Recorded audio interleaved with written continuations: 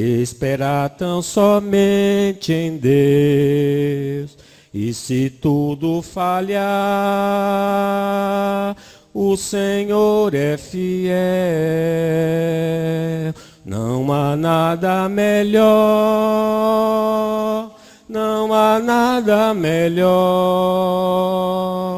Quando tudo parece não ter solução, confiar no Senhor. E o Deus que conhece seu povo, mas que o dia conhece o sol, não nos prova além das forças, mas permite a existência da dor. Quando toda esperança termina, Deus revela seu grande poder, e a vitória começa a brilhar. O céu se abriu, o crente venceu. Não há nada melhor que esperar tão somente em Deus.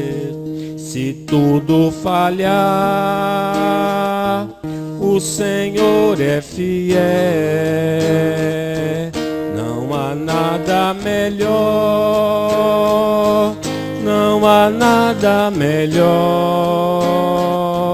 Quando tudo parece não ter solução, confiar no Senhor. Experiências que nós vamos ter sempre ao longo da vida. E esse salmo registra essa experiência, a experiência do crente. Alguém pode ler? 116? Pode, é. Amo o Senhor, porque Ele ouve a minha voz e as minhas súplicas, porque inclinou para mim os seus ouvidos, invocá-lo-ei enquanto eu viver. Laços de morte me cercaram, e angústias do inferno se apoderaram de mim. Caí em tribulação e tristeza, então invoquei o nome do Senhor. Ó Senhor, livra minha alma. Compassivo e justo é o Senhor.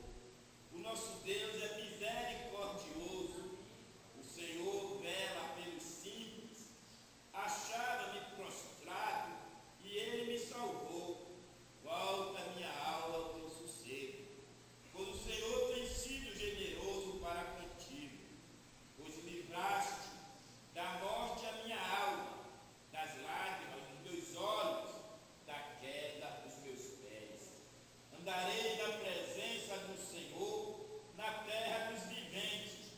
Eu cria, ainda que disse, estive sobremodo aflito. Eu disse na minha perturbação, todo homem é mentiroso.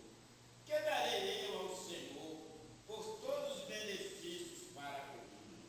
Tomarei o cálice da salvação e invocarei o nome do Senhor. Cumprirei os meus votos ao Senhor na presença de todo o seu povo. Preciosa é aos olhos do Senhor a morte dos seus santos. Senhor, deveras sou teu servo, filho da tua serva, quebraste as minhas cadeias. Ofereceste-ei sacrifício de ações de graça e invocarei o nome do Senhor. Cumprirei os meus votos ao Senhor na presença de todo o seu povo, nos átrios da casa do Senhor, no meio de ti, ó Jerusalém. Aleluia. Amém. A partir do Salmo 113 até o 118, é um grupo de salmos que eram cantados na festa da Páscoa. Comparando ao nosso no próximo mês, né? Os judeus comemoram a Páscoa. E o 113, o 114, Eles cantavam antes da refeição pascual. E o 15, 115 a 18, cantavam após a refeição. Por aí a gente tem mais ou menos uma ideia do que Jesus cantou depois da ceia. Depois de ter ceado, cantou um hino, que pode ter sido 115, 16, 17 e o 18. Então era um hino cantado na Páscoa, lembrando então do grande livramento que Deus proporcionou ao seu povo Israel ali na terra do Egito. E aqui nós estamos então no Salmo 116, que era cantado após comer o cordeiro pascual com aquelas ervas amargas e tal. E o salmista registra a experiência dele, e ao falar da experiência dele, ela nos remete à experiência do próprio Israel, povo do Senhor como um todo, no Egito. Fala do povo de Deus ao longo de toda o registro bíblico e vem até nós. Nós vamos perceber que a experiência e a doutrina se confirmam na nossa existência. Veja que está em negrito aí o título, é um salmo de ações de graça, né? Mas dentro do salmo, a gente percebe qual é a situação específica que levou o salmista a render graças ao Senhor. Então, em primeiro lugar, eu chamo a atenção qual era a condição do salmista antes da ação de graça. Observe aí o versículo 3. Leamos juntos. Laços de morte me cercaram, angústia do inferno se apoderaram de mim. Caí em tribulação. Jorge é diferente, né? É corrigida aí. Repare então, olha como ele expressa o que estava ocorrendo na vida dele. Ele diz assim: laços de morte me cercaram. Armadilhas, né? Armadilhas de morte. Alguém estava projetando tirar-lhe a vida. E não era um grupo só, era por onde ele pudesse andar, tudo estava armado para acabar com ele, para ceifá-lo. Observe que ele não diz laço, ele diz laços de morte, no plural, né? Então, várias armadilhas estavam à volta dele para exterminá-lo. Ele continua dizendo a sua experiência, na linguagem poética, né? E angústias do inferno se apoderaram de mim. Aquela situação produziu nele angústia. Alguém talvez aqui esteja vivendo assim o momento da angústia. Eu já tive pânico e é uma experiência terrível. Até vindo para aqui para a igreja mesmo, eu fui acometido. Primeiro, seu coração começa a bater estranhamente. Aí você começa a olhar o coração. Puxa, meu coração não está bem. Aí depois você começa a sentir um pouco de aperto, por exemplo, no peito. E estou tendo um ataque cardíaco. Aí você começa a vigiar o seu corpo. Você fica atento a qualquer sintoma diferente que você não tinha antes. Aí diz, puxa, minha orelha está queimando. Ela não queimava. Aí você começa, aí o corpo todo, a adrenalina começa a subir. E é como um alarme que toca dentro de você. Olha, você vai morrer. Você já pensou? Que é isso? Você vai morrer. Você pensa em quero ir para casa, eu preciso fugir. Aí você começa a suar, você começa a ficar porque o corpo começa a reagir. Na verdade, ninguém vai morrer de pânico se tiver pânico, mas parece que a pessoa vai morrer. É terrível isso, é terrível. Ainda mais quando você está na rua, que você diz, agora eu vou cair aqui na rua, vai ser um negócio. Angústia, seja por pânico, seja por outro motivo qualquer, pânico. Angústias do inferno, né? Da sepultura. Angústia da sepultura se apoderaram de mim. Versículo 3. Caí em quê? Tribulação e tristeza. Geralmente dá ideia de depressão, né? Estou deprimido, estou triste. Essa situação me levou à depressão. Versículo 10. Descrevendo ele. Eu cria. Ele disse, eu não perdi a fé. Ainda que disse, estive o quê? Sobremodo aflito. Se você lembrar, essa experiência do salmista é a experiência de Israel, depois que morreu José, aquela geração toda, se levantou um faraó que não conhecia o que os feitos de José. E lembra que eles mandaram primeiro matar as crianças pelas parteiras, depois mataram as crianças jogando no Nilo e colocou trabalho duro para os homens morrerem, diminuir a quantidade de homens para que eles não se associassem com outro exército inimigo. Foi duro Israel, ali o sofrimento de Israel, laços de morte, angústia do inferno, se apoderar de mim, cair em tribulação e tristeza. A mesma experiência. Ele aí fala, né? Eu continuo crendo, mas estive aflito, sobremodo aflito. Aí versículo 11, leiam.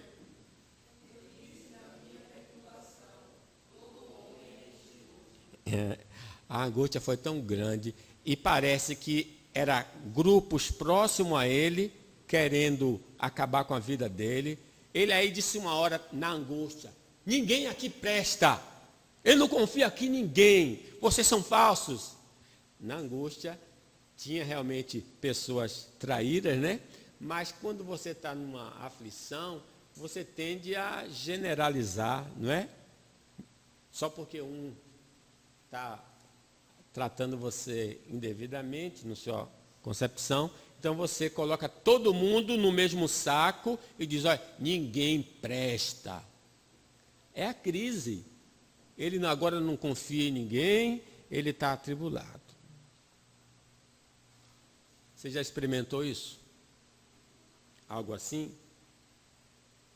Quando você examina a Bíblia como um todo, você vai ver que não é só a experiência dele, nem a experiência de Israel lá no Egito. Após a pregação, a primeira viagem missionária, o apóstolo Paulo voltou às igrejas que ele afundara para fortalecer os irmãos. Vamos abrir aí Atos 14, 22. E qual foi a palavra que Paulo deu aos irmãos, aos novos convertidos daquela primeira viagem missionária? Derbe, algumas cidades aí. Atos 14, 22. Fortalecendo A alma. discípulos, exortando-os a permanecer firmes na fé e mostrando que através de muitas tribulações nos importa entrar no reino de Deus. Que palavra. Vou dizer a vocês aqui, ó, os judeus eram os primeiros opositores ao evangelho. Aonde eles estavam, eles perseguiam os crentes.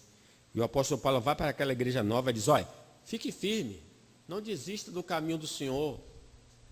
Ser fiel até a morte, dar-te-ei coroa da vida. Agora tem uma coisa que eu preciso dizer, mostrando que através de quê? Muitas tribulações, importa entrarmos no reino do céu. Só o Evangelho diz isso. Só o Evangelho diz a verdade. Ninguém está aqui enganado, não.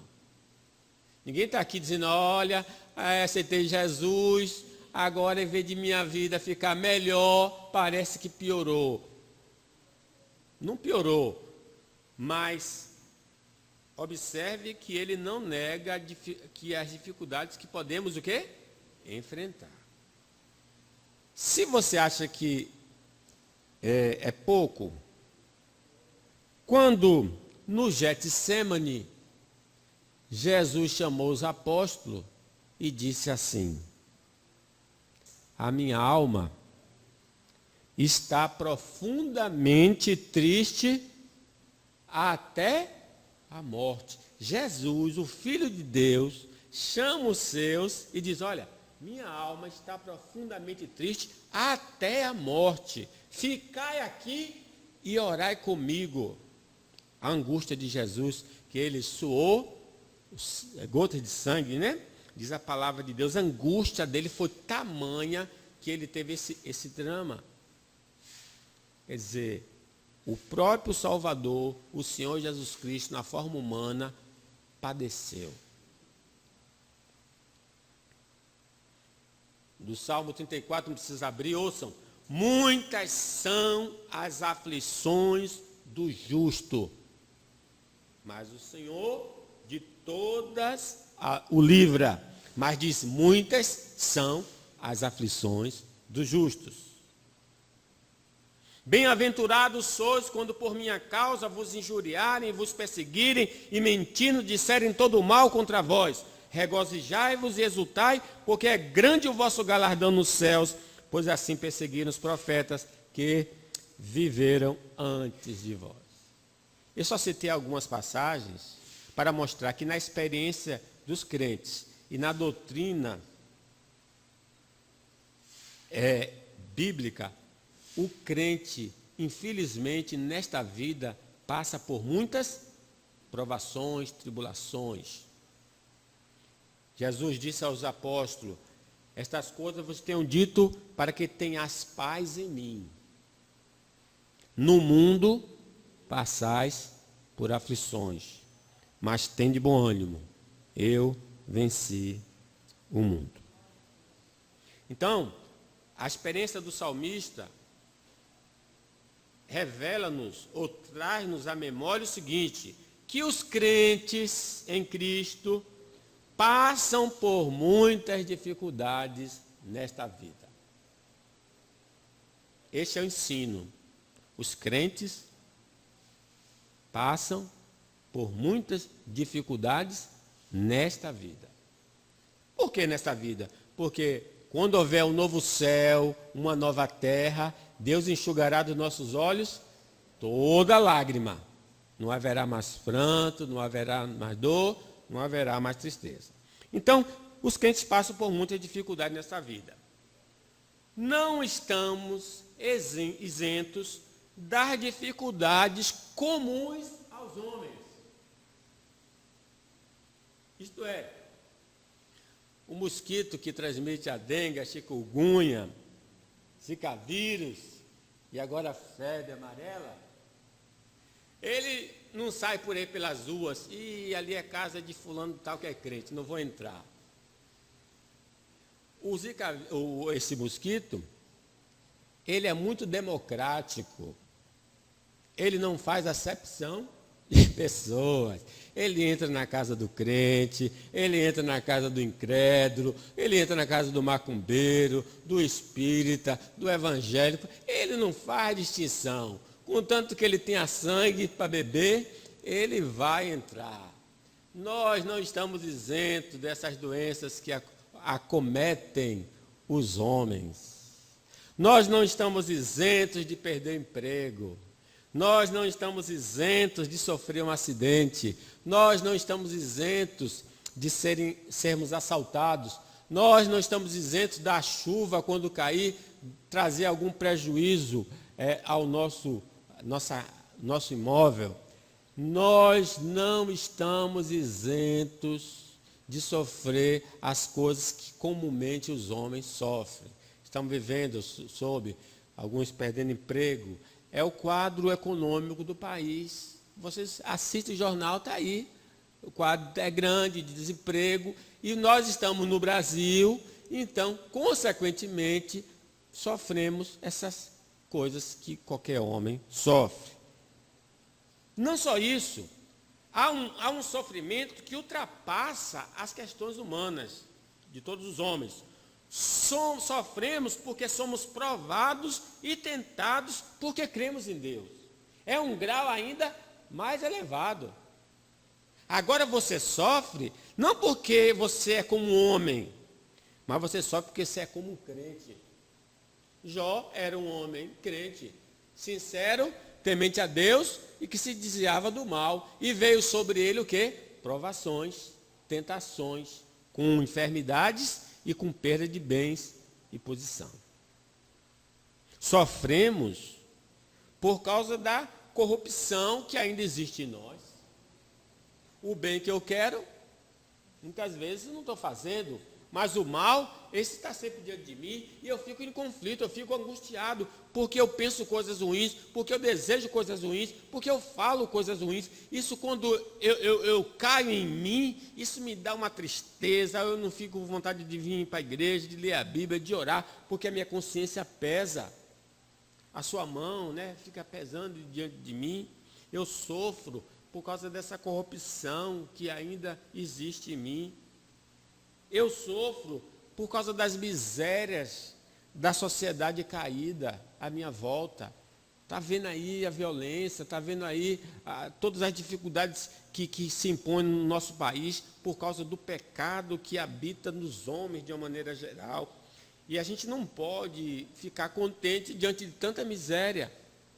A gente tem de lembrar que o sofrimento do crente é temporário. O sofrimento do tempo presente não pode ser comparada com a glória que há de ser revelada a nós. O nosso sofrimento é temporário, mas o do ímpio será eterno.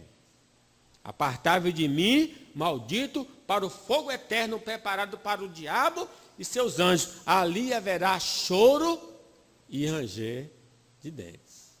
Talvez você diga, então eu quero retroceder. Meu amigo, o sofrimento é só passageiro, mas os que não têm Deus, os que abandonam Deus, vão sofrer por toda a eternidade. Vamos lá. O Salmo também nos revela o que ele fez quando caiu em dificuldade. Versículo 1, parte B, diz assim, ele diz, ama o Senhor, porque ele, o quê? Ouve a minha voz e as minhas súplicas. O que está nos revelando aqui? O que é que ele fez quando ele caiu em desgraça? Foi o que ele fez? Orou. Observe que ele não usa o verbo no tempo passado. Ele ouviu. Ele ouve. Quer dizer, ele continua orando no tempo bom, no tempo do ruim. Mas ele ora. Olha, ele diz que ora. E diz que toda vez que ele ora, o que é que acontece? O Senhor ouve. Toda vez que ele ora, Deus ouve. Observe no versículo 2. Porque, vamos ler?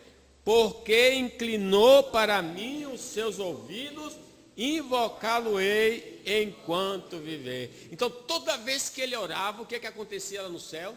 Deus se inclinava. Oh, glória a Deus. Toda vez que abrimos a boca, Deus me chamou. Ouvir a oração. Ele ouve, ele se inclina. Ele orou, ele está contando a experiência dele, né? Se você lembrar, Israel, quando estava amassando o barro, a primeira coisa que eles fizeram foi clamar ao Senhor. Aí o Senhor vai a Moisés e diz o quê? Ouvi a oração do povo e desci para livrá-lo. Louvado seja Deus. Ele clama. E porque ele clama, ele tem socorro, ele tem ajuda. Ele clama na dificuldade e Deus ouve e Deus socorre. Versículo 4, leamos. Então invoquei o nome do Senhor. Ó Senhor, livra a minha alma. É desespero. Ele está em angústia. Laço de morte. E ele clama, Senhor, livra a minha alma. Versículo 8. Pois livraste da morte a minha alma, das lágrimas os meus olhos, da queda os meus pés. Deus ouviu. Deus salvou ele. Versículo 16. Senhor, deveras sou teu servo, filho da tua serva, quebrar-te as minhas cadeias. Oh, glória a Deus. Ele orou. Experiência maravilhosa. Ele diz aqui que na angústia ele pediu socorro a Deus e Deus o visitou na sua dificuldade. Vocês lembram, né? Quando Jesus estava na angústia dele, angústia até a morte, o que é que Jesus fez quando estava com angústia até a morte? Orou. E diz que ele orou 3 vezes. As mesmas palavras. Pai, se possível, passa de mim este cálice. Contudo, não seja como eu quero, e sim como tu queres. Na angústia, ele orou. O apóstolo Paulo, ele foi até o 3º céu, ouviu palavras que ao homem não pode se referir. E devido àquelas revelações, um mensageiro de Satanás foi colocado na vida dele, um espinho na carne, do qual ele orou 3 vezes. Senhor, tira de mim este espinho. Tira de mim este espinho. Na angústia, ele orou. Jesus orou na angústia. E o rei Ezequias, que adoeceu, aí o profeta Isaías, e disse, Ezequias, eu trago aqui uma palavra do Senhor para você. Essa enfermidade vai levar você à sepultura. Você vai morrer. Já pensou? Diagnóstico desse? Ele virou para a parede. Virou para a parede, no leito, e disse, Senhor, lembra que eu andei direito na tua presença. Antes do profeta sair do palácio, Deus disse, volte. Deu uma palavra para ele. Aí ele voltou. Assim diz o Senhor, você não vai mais morrer. Eu vou acrescentar 15 anos à sua vida. Ele orou. Ezequias, só um exemplo, né? O apóstolo Paulo, o Senhor Jesus. Vocês lembram que Herodes prendeu um dos apóstolos e matou Tiago. Vendo que isso agradara aos judeus, prendeu também Pedro. E diz a palavra de Deus, Pedro, pois estava guardado no cárcere, mas havia oração incessante a Deus por parte da igreja a favor dele. Aí veio um anjo, tirou as cadeias e libertou Pedro. Meus irmãos, a lição é esta. Os crentes devem pedir socorro a Deus nas dificuldades, pois Ele nos ajuda. Esse é o segredo. Agora, essa questão da ajuda precisa ser considerada. E vamos considerar. Que tipo de ajuda é essa? Você pode dizer, pastor, eu estou orando e não estou vendo. Vamos lá, vamos examinar um pouquinho isso aqui. Primeiro, a oração na dificuldade deve ser perseverante. Jesus orou o quê? 3 vezes. O apóstolo Paulo orou 3 vezes. O salmista disse, ele continua orando. Então, pare com isso. Isso não é controle remoto. Que você está na dificuldade, Senhor, aí automaticamente a coisa se dilui. Não é assim. Não tem nem medicamento que faça isso. É tratamento. Você vai tomando as doses diárias e ele vai causar os efeitos que se espera dele em relação àquele mal físico. A oração precisa ser o quê? Perseverante. Isaac casou com Rebeca. Rebeca era estéril. Ele começou a orar ao Senhor para que desse um filho. Você sabe, quando ele casou, ele tinha 40 anos. E sabe quando foi que o filho nasceu? Com 60. Esaú e Jacó. Então, quanto tempo ele levou orando? 20 anos. Senhor, me dê um filho. Senhor, me dê um filho. A sua promessa, e orando e perseverando. Sem contar o nosso pai Abraão, que sai de Ur dos Caldeus com 75 e só vai ter um filho com 100. Quando toda esperança termina, Deus revela o seu grande poder. É os mistérios de Deus, né? A perseverança na oração. Meu filho, você ainda não orou o quanto é necessário. Diga-me. 51 anos. E não pode desistir. Porque a gente não sabe no dia e nem a hora. Não é? Oração perseverante. Segundo, a oração por livramento da dificuldade deve preceder de uma pessoa que se relaciona com Deus. Esse salmista diz: eu sou teu filho, filho da tua serva. Ele tem um relacionamento com Deus. Não pense que basta só estar atribulado, não. Você é de Deus. Ele é o seu Deus. Você tem intimidade com Ele. Porque Ele não ouve a qualquer um. Mas Ele ouve aquele que o teme e guarda os seus mandamentos. Então, a oração para o livramento não pode ser de qualquer pessoa. Tem de ser de uma pessoa que se relacione com Deus. O maior livramento que nós já tivemos da parte do Senhor foi do sofrimento eterno. Ele nos livrou do inferno. Nenhuma condenação há para aqueles que estão em Cristo Jesus, o nosso Senhor. Este é um grande e maravilhoso livramento.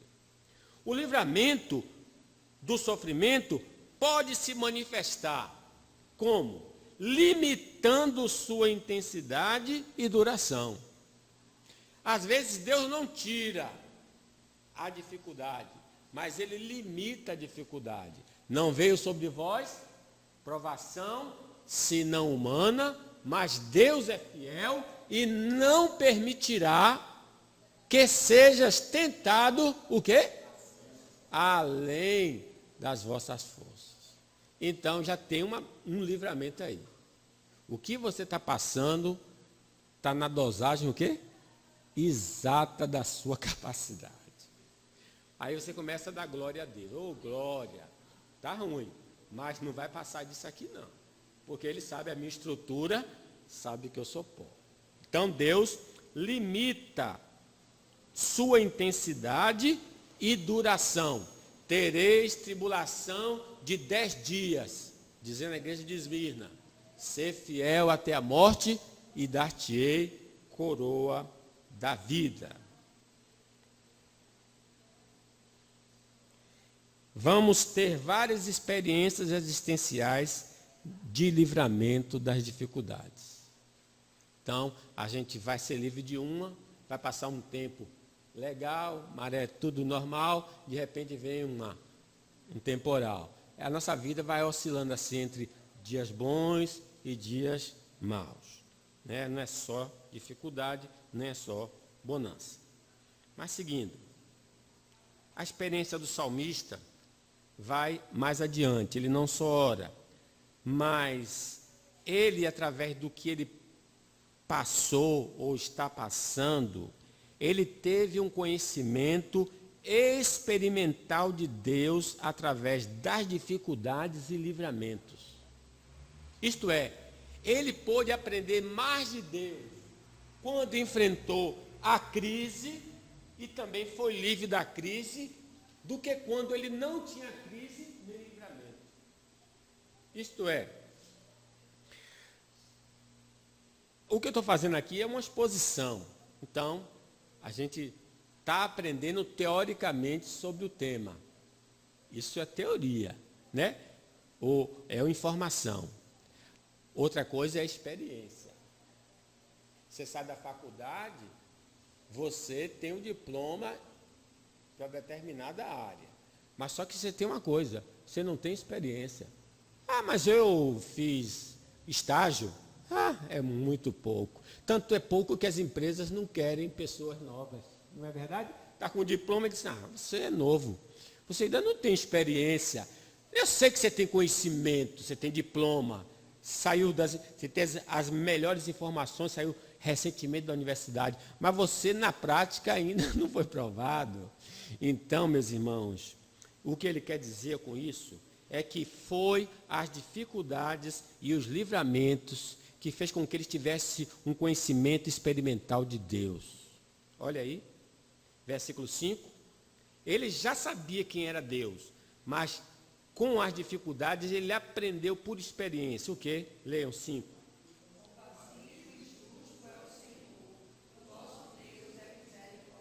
O que é que ele aprendeu? Que Deus é quê? Compassivo, justo e misericordioso. Só vai saber isso na prática quem tem dificuldade e é livre disso. Versículo 6. O Senhor...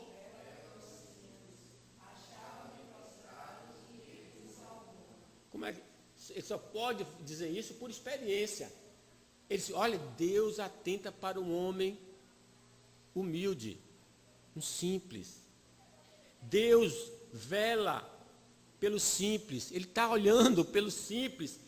Eu estava prostrado e ele o quê? Me ergueu. Louvado seja Deus. Ele aprende isso. Versículo 7. Vamos ler. Volta minha alma ao teu sossego, pois o Senhor tem sido generoso para comigo.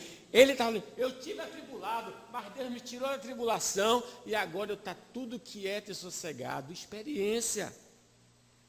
Preciosas é aos olhos do Senhor a morte dos seus santos. Quando você vê Jó naquelas dificuldades todas, ele não está curado, nem tem bens. Ele diz, olha, antes eu te conhecia de ouvir falar, mas agora os meus olhos te veem. Talvez você diga assim, pastor, ele estava curado. Não, ele ainda estava com um tumor. Com tumores da planta do pé ao alto da cabeça. Sem bens. Aí ele disse, rapaz, eu conhecia Deus de ouvir, de informação. Agora eu sei que Ele é Deus. Tem um canto que diz, né? Na doença, Ele continua sendo Deus. Tem emprego.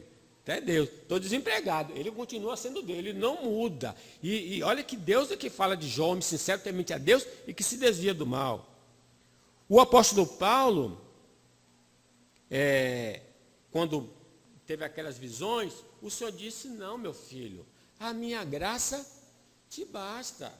Porque quando você está fraco, quando você depende de mim, aí o meu poder se manifesta na sua vida.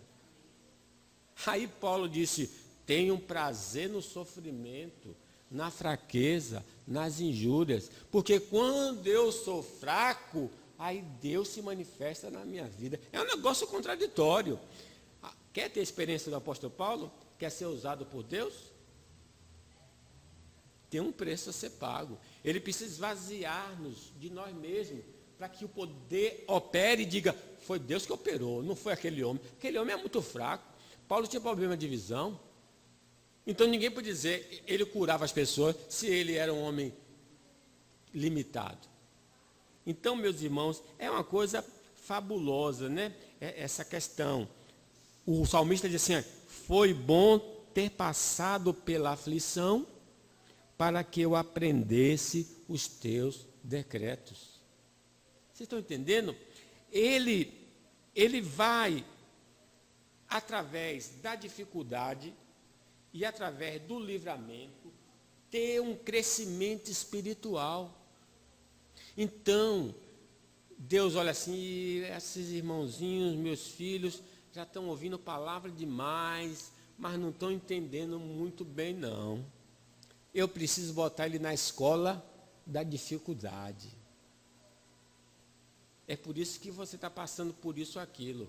Porque Deus quer ensinar você algo maior do que qualquer outra coisa. E você e eu não vamos aprender nos livros, só com a vida. Deus precisa moldar o meu caráter e o seu. E Ele sabe aonde pisar para nos quebrar e nos fazer pessoas melhores. Os crentes conhecem experimentalmente a Deus através das dificuldades e livramentos. Não há possibilidade de, nesta vida, aqui, aprender de Deus sem as dificuldades. Não há, não tem como. Não tem como. Não precisa buscar dificuldade, não precisa orar por dificuldade, porque ela virá naturalmente. Assim como o período de chuva vem. Não se meta em dificuldade, porque ela virá no dia que Deus já determinou, né? Ele já determinou. As dificuldades que vivemos em um contexto do mundo caído, as dificuldades em que nós vivemos, está num contexto de mundo caído. Porque no novo mundo, Deus não vai precisar usar mais desse mecanismo da dificuldade para nos ensinar. Então, esse processo é temporário, é passageiro. Um dia vai terminar. As intervenções de Deus para mudar as circunstâncias são sinais do que Deus vai fazer de maneira definitiva. Isto é, porque Deus livrou o seu povo, é para nos mostrar que um dia Ele vai nos livrar definitivamente de tudo que causa dor e sofrimento. Nós temos esse espelho e às vezes experimentamos na nossa vida diária essas situações de livramento. Aí Deus disse, olha, é isso que eu vou fazer futuramente de maneira definitiva na sua vida. Maravilhoso, né? Vamos seguindo. Ele tem essa experiência. O Salmo, então, fala, lembre que Israel, quando atravessa o Mar Vermelho, o que é que ele diz? Só o Senhor é Deus. Depois de toda aquela dor que eles passam, eles podem cantar, vitoriosos. Só o Senhor é Deus. E esses crentes que são ajudados pelo Senhor, veja que ele foi ajudado por Deus. Deus o tirou do laço da morte. O que fez ele? Como diz um salmo, que darei ao Senhor por todos os seus benefícios para comigo. Aí versículo 1, olha o que as declarações dele, depois do livramento. Vamos lá, 1, leiam.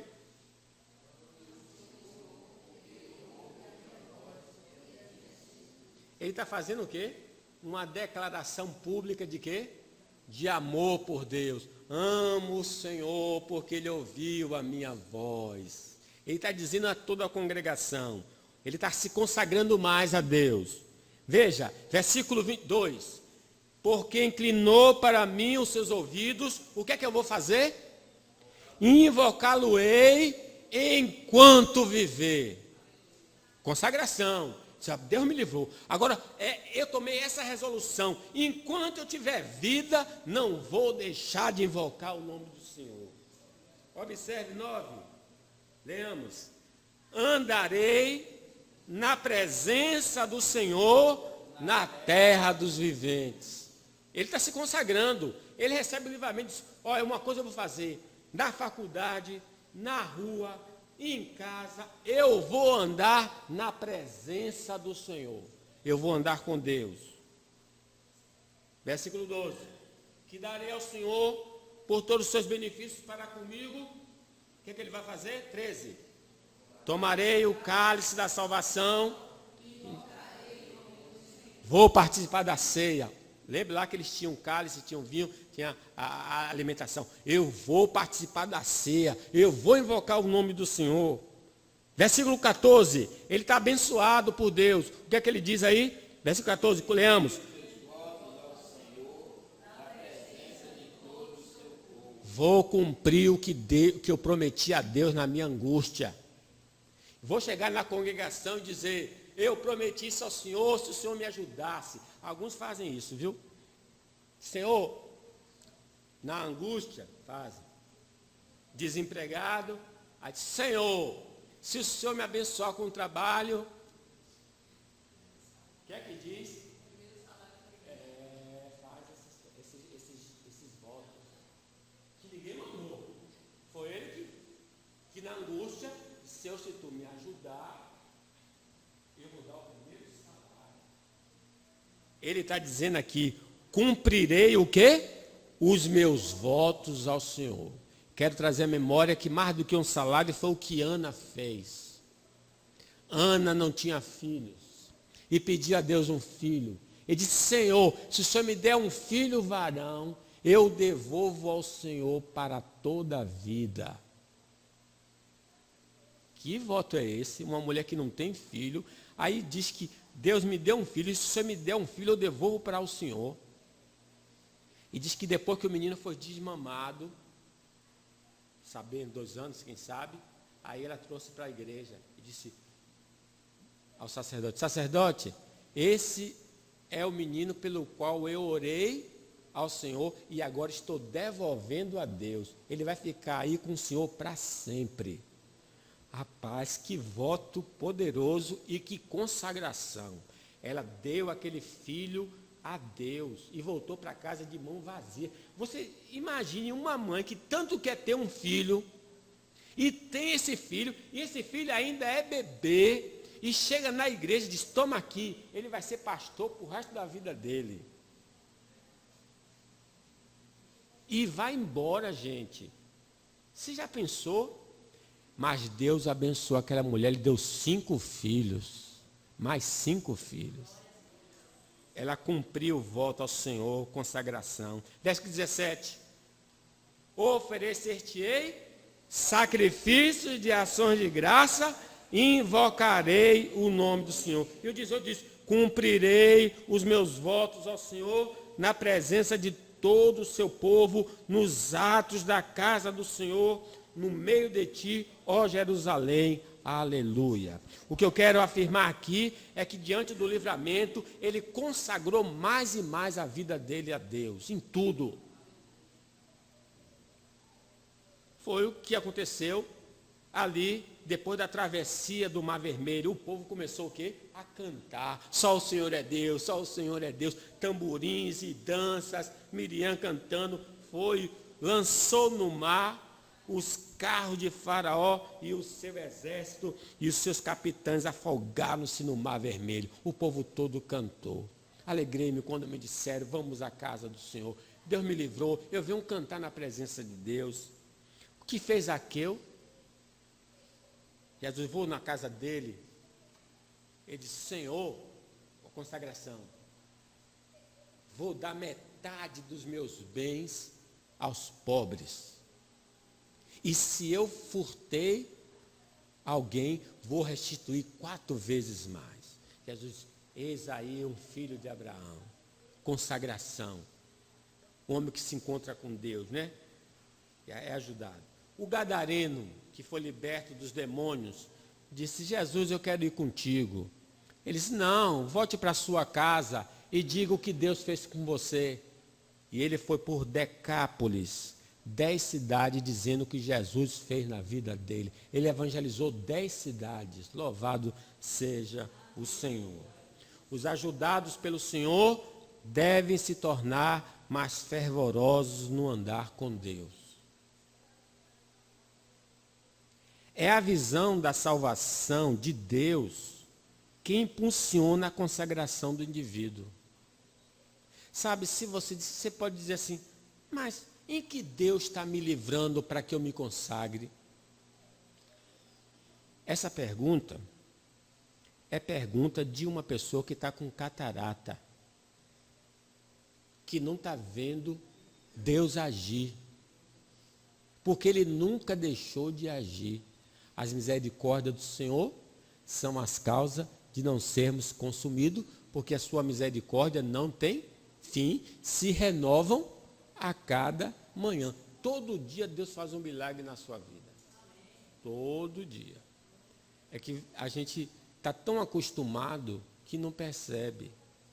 Por que você levantou hoje? Você resolveu levantar? Você foi dormir e não sabia se ia acordar. Mas Deus fez você acordar. É graça de Deus.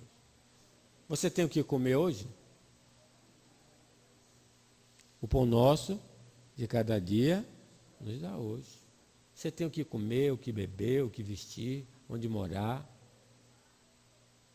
Você conhece a Jesus hoje. Tudo isso é graça de Deus. Se você está no caminho ainda, é graça de Deus.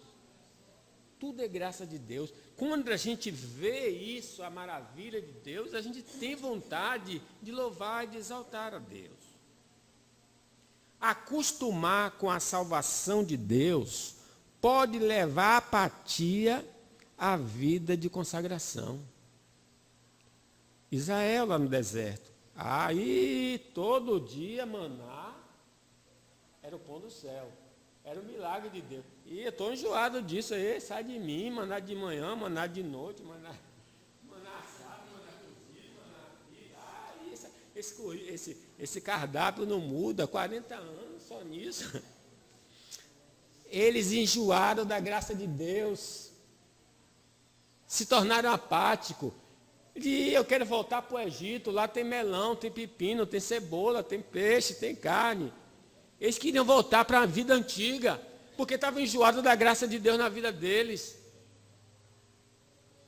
Acostumar, é isso que acontece com a gente que está na igreja. A gente está acostumado. É por isso que um novato aceita Jesus e é mais vibrante do que um crente. Porque ele está enxergando a graça de Deus na vida dele, como Deus tirou da lama, do pecado, da morte, e o introduziu na salvação. Ele é cheio de fogo, ele quer culto toda hora, ele quer oração toda hora, ele quer vibrar. E os irmãos dizem, esse irmão está incomodando. Por isso que ele incomoda, porque ele está enxergando a graça de Deus. Aí o velho olha, logo vai baixar o fogo dele. Vai baixar, sabe por quê? Porque ele vai acostumar com você, com a graça de Deus, e aí vai esfriar. Não deixe o amor de Deus esfriar no seu coração. Um coração com ambições temporais não terá sensibilidade pela salvação de Deus. O que é que você deseja na vida? Me formar, comprar uma casa, ter um carro, namorar, casar. Isso se torna o alvo nosso. Isso não deveria ser nosso alvo. Qual é o nosso alvo, então? Buscar em primeiro lugar seu reino, sua justiça, as demais coisas serão acrescentadas. Então, se meu coração está ambicionando só as coisas da terra, esquecendo o Deus vivo e verdadeiro, a gente não tem muita alegria e vontade de se consagração. Então, a perda de consagração se dá por causa disso. Eu concluo a mensagem de hoje. O que nós aprendemos no Salmo 116? Primeiro, os crentes passam por muitas dificuldades nesta vida. Esta é a primeira lição. Segundo, os crentes devem pedir socorro a Deus nas dificuldades, porque Deus vai ajudá-lo. 3. Os crentes conhecem de maneira experimental a Deus através das dificuldades e dos livramentos. E por último, os crentes ajudados pelo Senhor devem se tornar mais fervorosos no andar com Deus. Que Deus nos abençoe.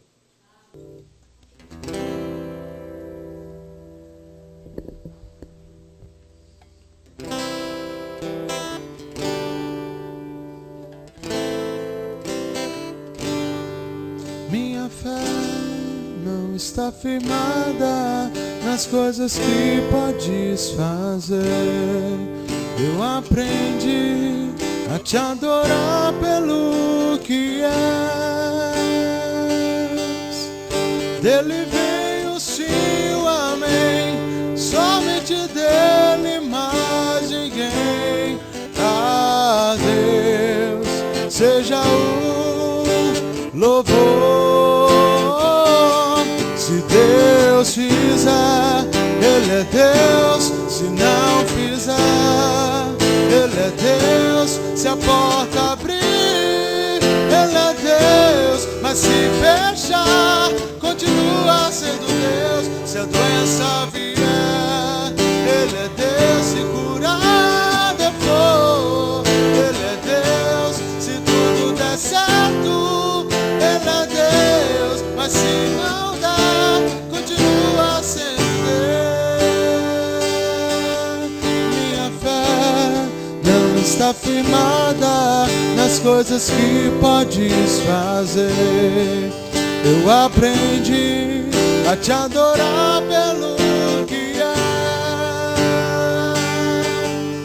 Dele veio sim o amém, somente dele mais ninguém. A Deus seja o louvor. Se Deus fizer, Ele é Deus. Se não fizer, Ele é Deus. Se a porta abrir, Ele é Deus. Mas se fechar, continua sendo Deus. Se a doença vier, Ele é Deus. Se curar eu vou, Ele é Deus. Se tudo der certo, Ele é Deus. Mas se não der, continua sendo Deus. Não adoro pelo que Ele faz, eu adoro pelo que Ele é. Anjo que houver, sempre será Deus. Não adoro pelo que Ele faz, eu adoro pelo que Ele é. Anjo que houver, sempre será Deus. Se Deus fizer, Ele é Deus. Não fizer, se a porta abrir, mas se fechar, continua sendo. Se a doença vier, se curado eu for, se tudo der certo, mas se não der, continua sendo Deus.